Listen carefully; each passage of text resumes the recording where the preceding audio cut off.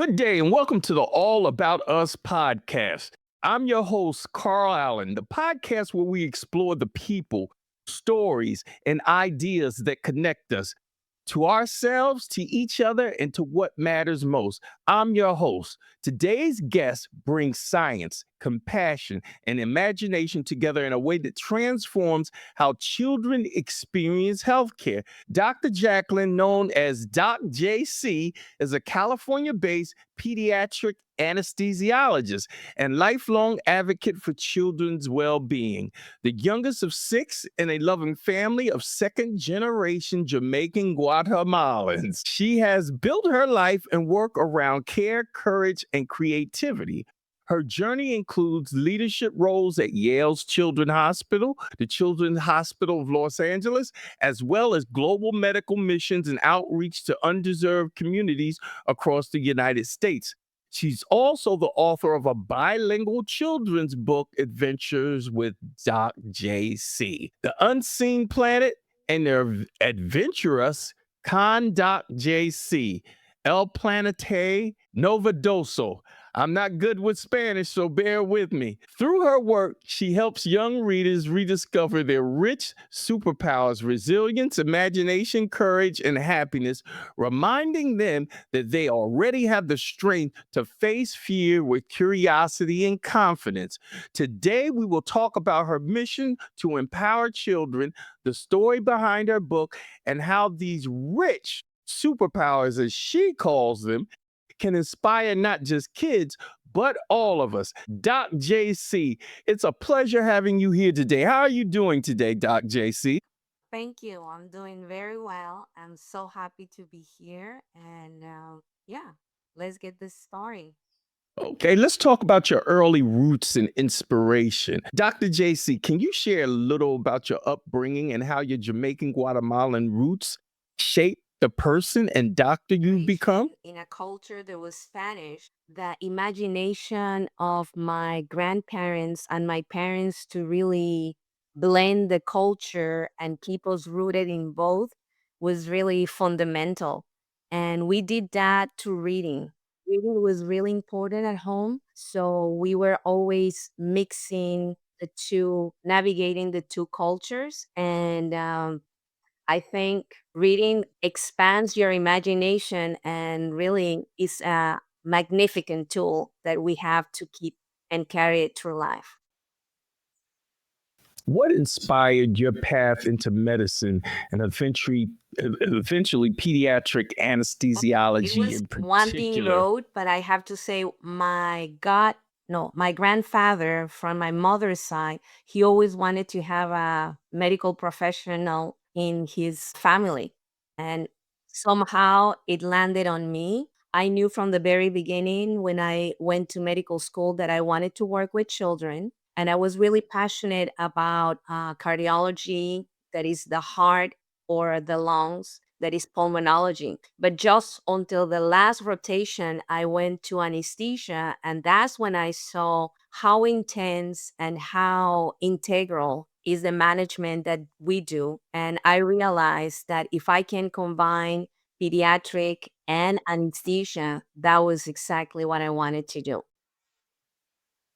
Okay, okay. You worked in hospitals. Well, no, let me go back here.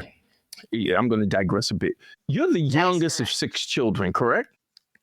How did your family influence your sense of empathy That and was care for embedded others? at home. My parents were so loving and giving, and that extension went beyond the six children that they had. At home, we had nephews that became our brothers and sisters because they live with us, and extended also to people that we learn after the fact that they passed away, how they really impacted. So it was there. There was always not only at the table for six, the table always expanded, and magically everybody got nurtured. Our friends competed to go home because my mom, her cooking was just not only with love, but also fulfilling, and her words was always there. So that's how I realized or got embedded into empathy and expanding kindness to others. Okay. Was there a specific moment or experience early in your life that you confirmed to you that the training you were going to undertake was the Before right I path went for into you? medical school, my parents were part of the Lion Society. And as part of the family outreach, they used to take me to a hospital where they have these children that, for some genetic malfunction, they never grow in body size, but they grow as adults. So you see these kids in an adult face, but in a body that is a child. And I remember that was so traumatizing. And at the same time, it was kind of like, how did this happen? How can we help? And I think that sparked a little bit my quest into how I can make suffering disappear, or at least help to make it easier for others and especially for children. Okay, Doc J.C. You worked in hospitals from Yale to Los Angeles, and you joined medical missions around the world. What have those experiences taught you about children's emotional I'm needs just in gonna medical regress a little bit. When settings? I was on medical school back in Guatemala, on my last year, I got the chance and really the great opportunity to bring home a little girl. She was 5 years old. She was battling cancer of her eye and she needed to have chemotherapy. The parents were really low income and live way, way far from the city. So somehow we got connected. I spoke with the dad and he let her stay with me. And it was just amazing to see how, after the chemotherapy, even though her body was not feeling well, she was always bouncing back to be able to enjoy the company of my nephews that at that time were like 2 years older than her. But she never saw herself like lacking anything. She was just like a child and wanted to get back to her childhood as much as she can. So that superpower that they have of their resilience is amazing and it's across the board. And I think now that I have this book in my hand, I'm dedicating it to her because she taught me that lesson, that we really need to embark in their journey because it's different than an adult journey when they navigating medical.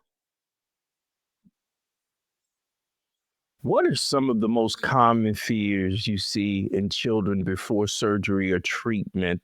And how do you help First them of all, face is the those moments? expansion of the unknown. Sometimes they don't use the right terms to tell them and explain what it is, and the fear comes also from not being able to protect their bodies. They feel like what is going to happen. They see things on the TV or adults talking about things that happen, and that's one of them. The other one is the size of the environment. The environment wherever we go is made at the size of us, adults. So from their perspective, it's huge. Even though for us it's normal, for them they're stepping into something that is bigger than themselves. The other one is the people that are there, and I'm carefully explaining that everyone that works in a facility are working for them, and that they become their galaxy guardians, meaning they are there to facilitate their adventure to planet anesthesia. And the other one is their team. They have to recognize that they can choose their team and they choose who's coming with them into their adventure by doing a checklist before embarking into a procedure. So empower them to tell us what makes them comfortable and how they want to go there because we are there to facilitate that. So it seems like you almost try to transform the experience into like kind of like a Yes. cartoon reality. No, and we get involved. We get really influences by cartoons, right? When we are a kid, and I had that great experience of seeing one of the children before reading the book and after reading the book. And now at the end, he, on the first day of school, he say, now I want to be a scientist and an author. So it's just like goes beyond a medical procedure. Great, great. And yeah, me being a physician, I don't like going under. Last person I look at is that anesthesiologist, and I That's tell what him, I make say sure you to bring me everyone. back. In the anesthesia providers are not here just to put you to sleep, is to bring you back. But to bring you back, we want to bring you to the place that you want to be. So tell us how you want to be. So it's very important to start way before, and especially with children. This is a teamwork, and I call it a home team because the structure of a home can be different. And I want children to really embrace their own family structure, even one father, one mother, whatever it is, the adult that is taking care of them, that's their home team. And they have to value that. Okay. How did the idea for the adventures with Doc First J.C. come to first come to life? life, I will say probably 3 years ago. Well, the idea has been ruminated for a long time. Never see myself as a writer, but then the need started to get more and more, and it was like, if I want to help, I just want to help beyond giving medication. And that's when I really start sitting down and making this adventure. But again, I have to rely on a home team. I really created a home team that supported my idea and helped me out to make it to fruition. Okay. Okay. Can you tell us about Planet Anesthesia and what The inspired work that that we magical do is word? almost magical. Just imagine going to any procedure without having the experience of pain. That is the magic that we create. And in the media, anesthesia is a traumatic experience. People are afraid of that and almost like a foreign, right? So, in order to make it foreign, but at the same time fun, I say a planet. Let's create curiosity to go to a planet. And that's where the name of Planet Anesthesia came. Because once you go there, and if you are prepared to go, you would definitely will have fun. Something that is supposed to be frightening or painful, anesthesia will take care of that. Interesting. Rich superpowers, the concept of rich, resilience, imagination, courage, and happiness is such a powerful I message. think How I did you feel come up that with that? that came to me while I was writing. I was like, I'm taking them to Planet Anesthesia and I'm telling them that they are their own superheroes, but I want more. I want a superhero that they can name. Using the world here in the society of Reach, I was like, okay, it has all the characters that I can use. And let's play with that. We can be rich, and there's another way to be rich. And that's the richness that I really envision for this society, and not only for children, but also for adults, that we become our own rich heroes. Okay, let's start with resilience.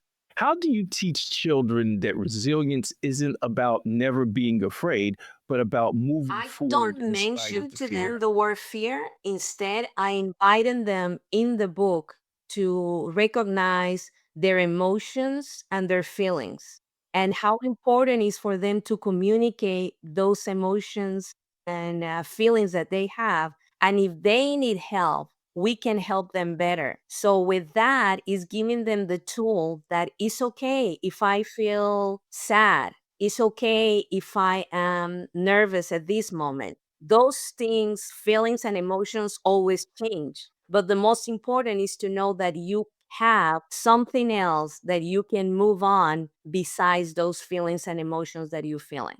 And that's my introduction to resilience for them. Okay, what about imagination? How can imagination be a healing force, even As in I a medical say environment? with the little girl that I saw, she just wanted to play. And if you put a child, and I see my own childhood being the youngest of six, And there were two sisters, but they were number third, second and third. So I wasn't close with them. I was close with the two younger boys, but I like to play with Barbies and baby dolls. So I created and I spent hours in my own work by myself, just having fun in the garden or everywhere that I went. So that's where imagination is so important. If you just give us one tool as a child, if you watch him, you will see how their imagination sparks. And in the healing process, besides Sandra feeling bad with her body, she was able to still play. And even she had lost at that time one eye, and she didn't see herself different than the other ones. And I was just like fascinating that, yeah, she never questioned if she belongs or not. She was just the child that she was. Yeah. Amazing. Courage often looks different for every child. How do you help kids find their For own bravery, version at the of beginning bravery? of the story, I tell them that they are not the first superheroes that are going to go to Planet Anesthesia, and I invite them to wear their cape. And that cape is the one that is going to give them that courage that they will find their own. And I say going to Planet Anesthesia is not easy, but a lot of them have done it, and we go on the adventure with that invitation.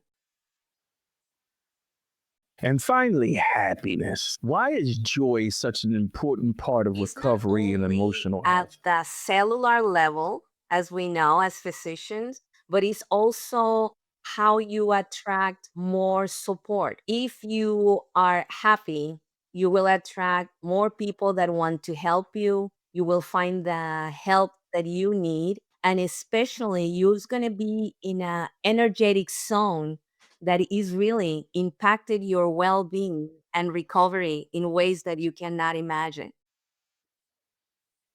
Okay. Now we're going to transition a little bit and talk about the power of storytelling. In your book, you use storytelling to help children understand medical experiences. Why do you think stories are such an effective bridge My between experience fear and and confidence? the experience of many is that we learn better when when we hear things that we can relate to, and that's the beauty of a story. A story is something that open an idea for you to explore, and things that I remember from my childhood are embedded in stories. And the oral tradition in many cultures, that's what keep the culture alive. So I think is important, especially for medical procedures. It doesn't matter if the procedure is big or small. We have to learn how to communicate at the level of the child. So use a plain language without really sugar coated things, but in a way that they can understand. And I think that story they can relate with. How do you involve parents and caregivers, the home teams, in that Again, storytelling was process? I want to emphasize when we are treating, and I say we, when pediatricians or anyone who is working with children, we are not treating just the child, we are treating the nuclear family. And it's very important sometimes for anesthesia, the concept for the parents or caretakers is really threatening and they don't know how to abort. So to me, if we have a story and then you have the space to talk about it, it's easy into the procedure without having fear. It's about we go into this and this is how we do it and feel safe. It's very important, and I emphasize that everything that is going to be used is tailored to them. So it's giving comfort not only to the child but the caregiver as well. I just love this name, Galaxy Guardians. I just love it. The Galaxy Guardians in your book play an important role in helping children feel safe. Who or what There's a lot inspired of those work that characters? is being done every day, from starting to having a clean environment so we don't have infection, and people overlook that.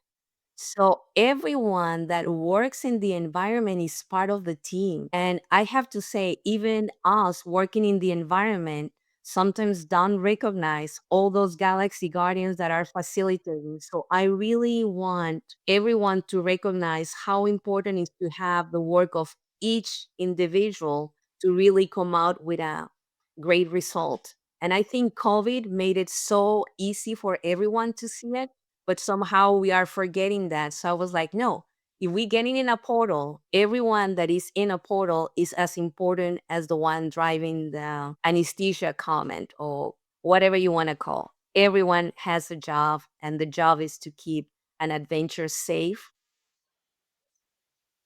You also made your book bilingual in English and Spanish. What does cultural connection mean to you in the context of healing Really, and at my representation? personal level, but also at the greatest LA. We have really bilingual culture, and a lot of things are translated in English and Spanish. And I see the difference when I can explain to a Hispanic family in Spanish. It's just like, oh, they don't have to think, even if they live here and I'm live here, when somebody speak my language, it comes to that connection that you have at home. So I really wanted that goes to the house that is needed in the language that can represent what is comfortable for them. Okay. How do you bring the rich philosophy into your daily medical The practice with night real before patients? get into I have an opportunity to speak with parents, and I try to, without saying the rich, I try to tell them, have you prepared them? Especially I would like if that they can prepare them longer so they have more time. But in real life sometimes it's just 24 hours, and in those 24 hours I tell them, I ask them, we are here with the amusement park, so if you have gone to an amusement park, make the list of the things that is required, really include the child, and in a way that excitement, but at the same time you feel nervous because that's what the amusement park are is the same. Look at anesthesia like that, but especially make sure that everybody at the table feel comfortable knowing that the Galaxy Guardians are there to help. We are not there to inflict anything, we are there to make everything better. What's been the most memorable reaction from a child or parent who experienced adventures So I with was Doc saying, J.C.? Kevin, I got the chance to, I'm going to mention two. Kevin, I was able to interview him.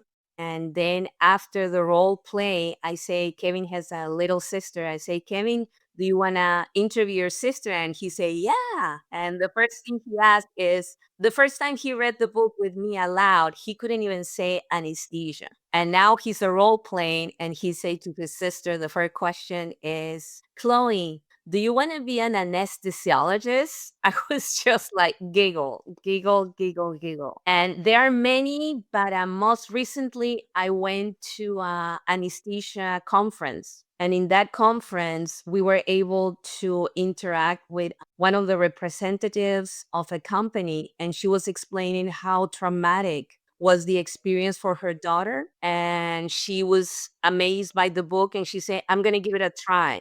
The conference finished on Tuesday, and Wednesday morning we were awakened with this amazing text from her. She said, I got home late, but we started to read the book. We haven't even finished four, and we are already in tears because it's such an amazing tool. My daughter and I had so many things that we didn't talk about, and now you have opened the door. And it was just like, okay, what else can I say? This is what I want this tool to be, to support families and children.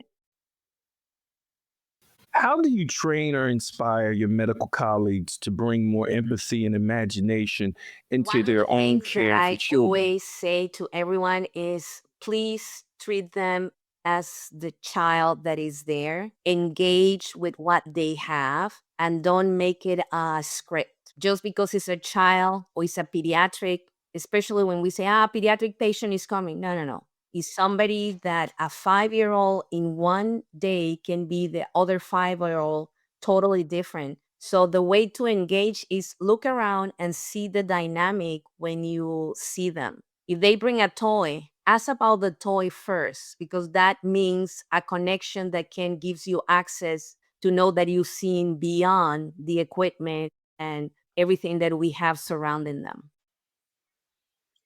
What role do you think creativity and emotional intelligence play in the I future of love healthcare? all the non-pharmacologic, and I say pharmacologic, all the medication, non-medication ways that we have to support children, but especially I like the ones that involve people to people. And I think having tools that involve electronics and things like that, they are great support, but we have to be very careful how we use them. But for example, cloning or musical therapy are great ways to communicate. The only difference compared to this tool that I have is not in every country we will have these resources to hire other people. But with this one, with Adventure with Doc J.C., is a tool that every family can bring and have at home and really get prepared way before. And not only get prepared, I think children, and I have seen it in farmers market, they are curious about it because they have seen either a family member or a friend that goes through anesthesia and they have no clue what it is. So the more they know about us, the more safer it's going to be, not only to prepare them, but it's also to do it. So AI does a good thing in giving us idea, but I want to emphasize that those ideas are better executed by humans. Sure. With such a demanding medical career, how do you stay balanced and connected I to your self care purpose? is number one. Checks and balance, and I think the well being. The better I am, the more I have to give and share with others. So I really don't take it lightly. Meditate. I practice exercise. I just finished my third triathlon and things like that. That is really, and I encourage medical students that I engage is like, please don't sacrifice your well being for the career that you're looking. Make the time because you will have longevity and that's what you want. Okay, what personal practices, and I think you've already covered one, whether spiritual, creative, or reflective, help you sustain your energy and, Knowing and that compassion? everything is impermanent is a concept that is hard to grasp, but it's really the more I get into that space, the better I can be. And as I encourage everybody in the book, is like, yeah, your emotions and feelings are not what define you. Those are things that comes and goes. So that practice of really meditating and taking time to be present, mindful activities is really important. Nature is super important for me. Sunsets are something that I don't take lightly. I am really fortunate that I'm a block away. So every time that I'm at home at that time, I take the time to walk and just see it. See the gift that every day brings. And biking to work is another way to keep sane, going in and going out, coming back. What have you learned about healing yourself Little that while I helping know. And others in heal? January, the fires at Palaces took away our home, and the book was already in progress. And the more that I dive into, I started to see, wow, but those rich superpowers is what I need to use. And it's not that it was a conscious decision, it's now that I'm a little bit far away from the shock that I see them, that resilience was there, the imagination that yeah, it's unbearable but we're gonna make it, the courage to wake up every day and start all over, that happiness even in the midst of grieving, I'm able to find joy and be grateful for the life that is being given. That has to be difficult. I mean, I've had experiences where I walked outside and my car's gone. It's just, and so it's just gone, and you're like this feeling, oh my god. But When you talk about your house and everything inside of it, all the love, the history, the memories, everything gone. That has to be such a devastating experience. Can you share with my audience how you actually got yourself through First of that all, we were on experience? vacation outside of the US. We were in South Asia, and I still have no words to describe when we received the news. It's the first time that I felt ungrounded, really, that a void that goes beyond words. But even there, we are in a remote island, knowing that people every time that they ask, so where are you from, and we're like, oh, okay, from LA. And the minute that we say LA, people were like, but are you okay, is your home okay?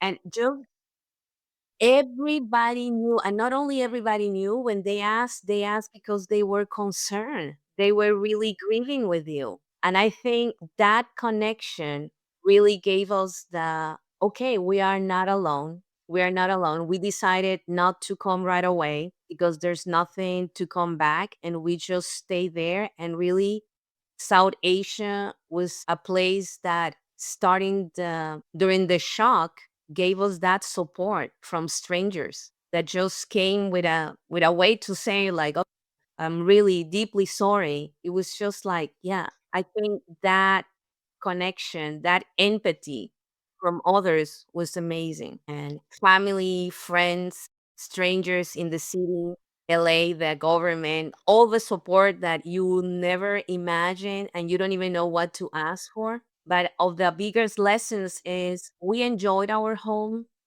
All the memories that are there, they were bad ones. We don't even remember those. We just remember the good ones. So we starting new, and it's not easy. It's like a roller coaster. Some days are harder than others. Life continues, and we see it in nature. Nature again is sprouted back, so we are going with nature. Okay, so tell us where, or tell my audience, where can we go and find and buy the adventures Thank of you. Doc So J.C.? my website is adventureswithdocjc.com. You can order there, contact us. Have I'm a self publish, but also you can find me in Amazon and Ingram Sparks, and you can follow us and be part of our adventures at Facebook at Doc JC or Instagram at Doc JC Lewis. All that information is going to be in all the promos we create and show notes, so the audience will have access to that information. What's next for the adventures of the Doc JC series? Are there more planets or Definitely, stories on the there are more. horizon? There are other needs, and one of them I think is teenagers. I still looking in how that's gonna go. I think the language needs to be changed a little bit, but that support is needed over there. And there we have the neurodivergent children that I really would like to give them the space to have their own reading, and especially for their families to see themselves and recognize themselves through the story.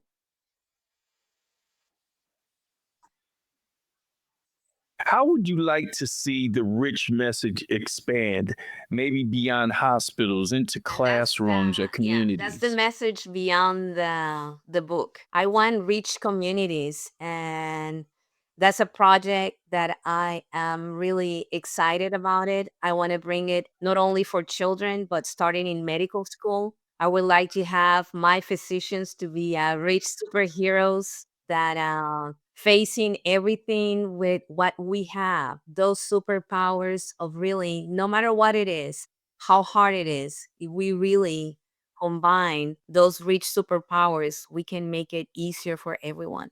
I'm going to schools, farmers markets, excuse me. So working in Go ahead, keep medical going. schools, working with children in their environments, schools, and also reaching to families on activities like the farmers market. and open spaces. So it's not only for a medical procedure, it goes beyond. Every child could walk away from your book or your care holding one lesson close to their heart. What would you As want that I one said at the lesson to be? beginning, the superhero name, I want them to really wear that name and realize that they are their own superheroes. And if they can ask that richness in their own superheroes, that is the gift. How does your cultural background continue to influence the way you connect with families and children in We all said at the walks of life? beginning, being the second generation Jamaican, it wasn't a culture that was embedded just for us. It was a culture that was created. The traditions were a combination. So I'm really invested in learning from others. So open to receive what everyone has to give is the gift that I'm carrying away, that curiosity to learn from all, not only imposing my view, but learn from others.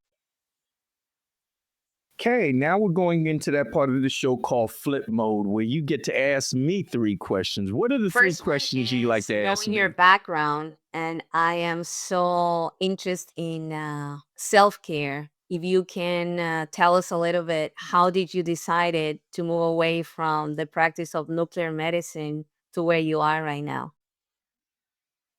I needed a break, and I really needed to break, and I needed to take some time off. As stated, nature is a lot means a lot to me, and my freedom also means a lot to me. So it was kind of like, okay, once I undressed and actually got away from medicine, it was kind of like something that it just seemed real difficult for me to put that back on and get in that skin again. And I think, you know, I think that's, that can apply to many things. There's some things that you can leave and then go back to it like nothing ever happened. But there are some things that if you stop and you quit, they may become it may become very, very difficult for you But to even though continue you in that left direction. medicine, I think the idea or your selfless care translate now in this podcast. So how this one came around.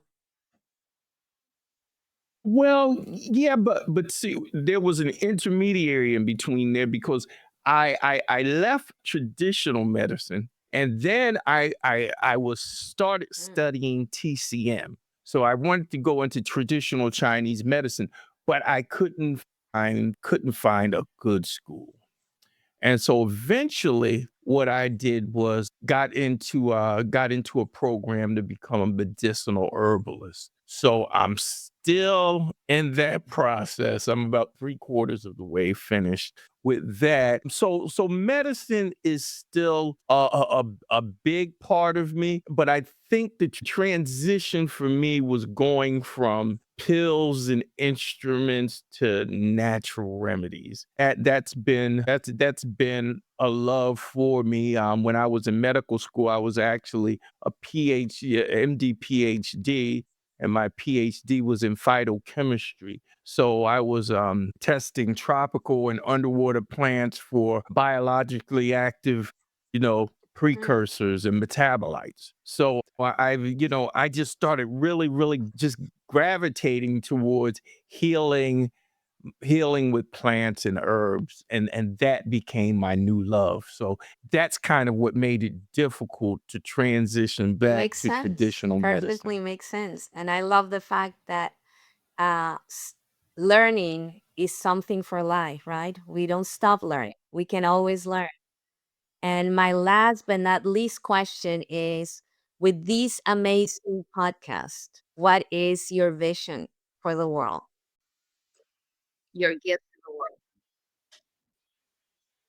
My vision for the world is a lot has to do with two various different areas. One being nature and conserving our natural resources, climate change, pollution. All of that's very important to me. And the other portion of the way my nonprofit is gearing itself now is I believe that it's very important for children to get exposed to a lot of different things very early on. And so I want to develop a cultural, a creative and creative, fine, and cultural arts center. And so children from ages like 6 on up, I mean, you start getting into painting, sculpting, pottery, watercolors, have various different types of programs, musical instruments, music, recording, film, getting a drone license. And this program, I wanted to be from kids 6 to 18 because for me, and this is something I speak and I tell children all the time. I told my own sons because I'm a single father. I have 2 sons. They're 20. I have more than 2 children, but these last 2 I raised myself, and they're 21 and 19. And the big thing I always told them the most important 18 years of your life is between the ages of 12 years old and 30. And I said, I tell them, you blow those years from from 12, from age 12 to 30, it's not like you can't it's not like you can't turn your life around, but it's a really, really uphill climb. So I want to create an environment where kids are prepared. They know what they're good at, they know what they're not good at. They have some sense of awareness about their own capabilities, skills, and talents before they reach the age of 12. So when they start hitting those critical years, they're not lost trying to find themselves. They're already headed in the That direction in the is path. music to my ears. And I know you say three questions, but I leave you with one. You don't have to answer today.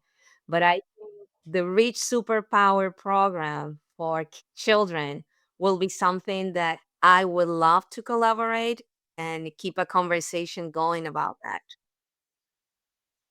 Definitely, definitely. Let's talk and collaborate and see what we can put together.